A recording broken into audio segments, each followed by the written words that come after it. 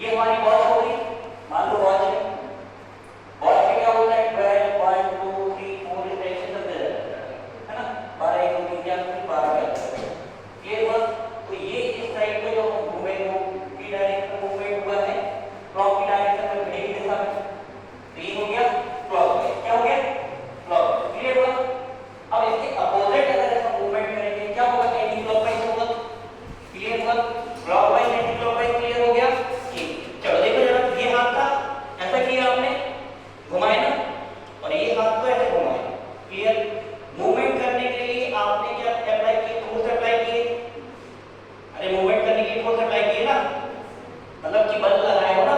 और बल अगर घुमाने के लिए लगाया जाए, इसके लिए घूर्णन के लिए लगाया जाए, रोटेशन के लिए लगाया जाए, तो बल लगता है क्या? वहां पर बल लगता है या बल आघूर्ण लगता है? क्या लगता है? बल आघूर्ण। तो यहाँ पर क्या वर्ग किया है?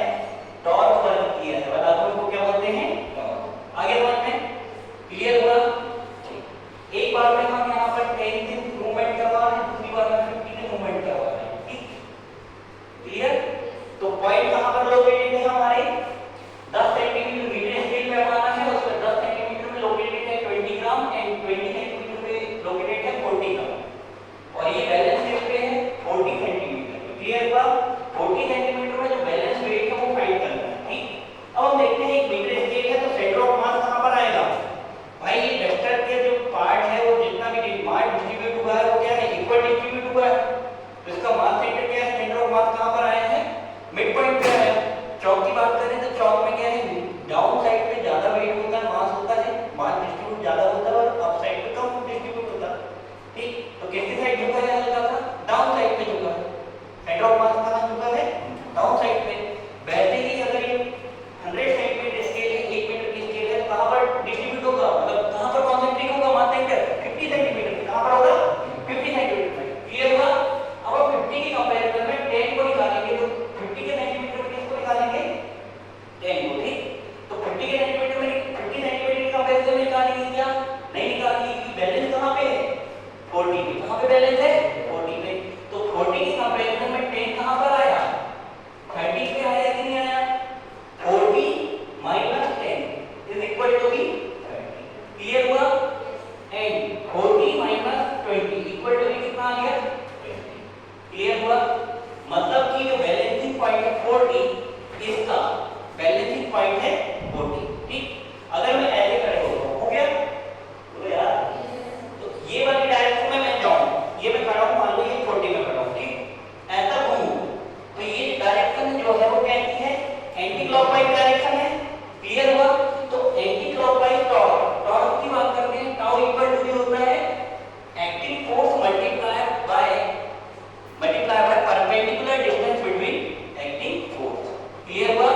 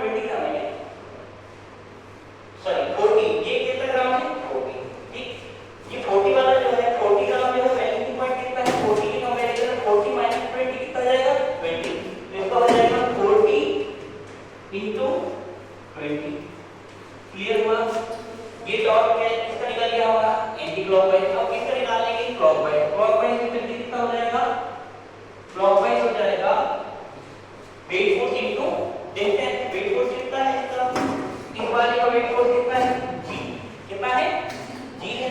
बैलेंसिंग पॉइंट पे वेट फोर्स कितना है g है, बोलो यार।